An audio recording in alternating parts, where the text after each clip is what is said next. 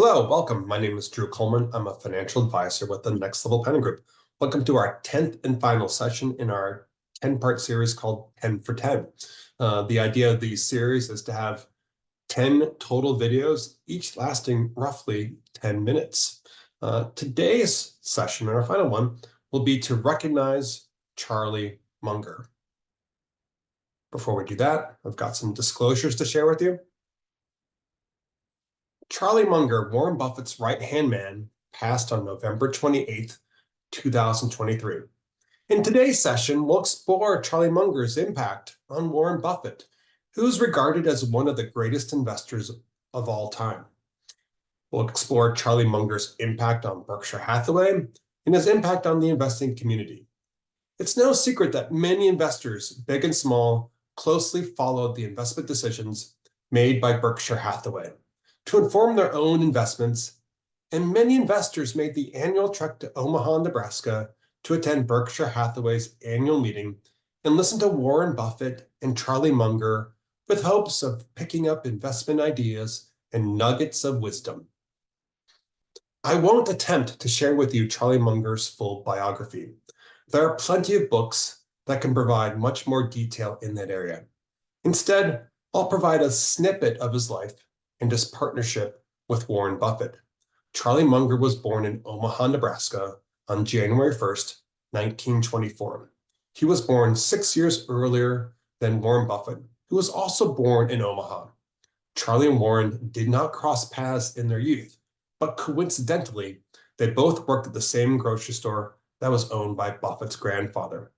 Munger left Omaha to attend the University of Michigan as an undergrad. He then studied law at Harvard and then moved to Los Angeles. It was in 1959, when Charlie was 35, that he returned to Omaha to close his late father's law practice. During that visit, he was introduced to Warren Buffett. The two hit it off immediately. They did not form a business partnership immediately, and instead spoke on the phone, sometimes daily, counseling each other on investment ideas. Following Charlie Munger's death, Warren Buffett said Berkshire Hathaway could not have been built to its present status without Charlie's inspiration, wisdom, and participation. Warren Buffett and Charlie Munger had different approaches to investing. Buffett, under the influence of his mentor, Benjamin Graham, would buy almost any business, even if it was near dead, as long as it was cheap. Warren Buffett was looking for bargain prices without much consideration for the business. Munger instead focused on great businesses at acceptable prices, believing that the business's ability to produce cash in the future would more than compensate for paying a premium upfront. Over many years of discussion, Munger influenced Buffett to adjust acquisition targets.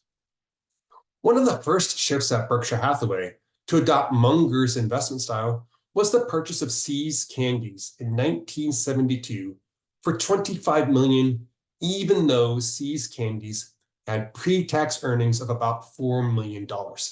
This was a seismic shift for Buffett to pay that much for a business. But since that purchase, See's Candies has generated more than $2 billion in sales for Berkshire.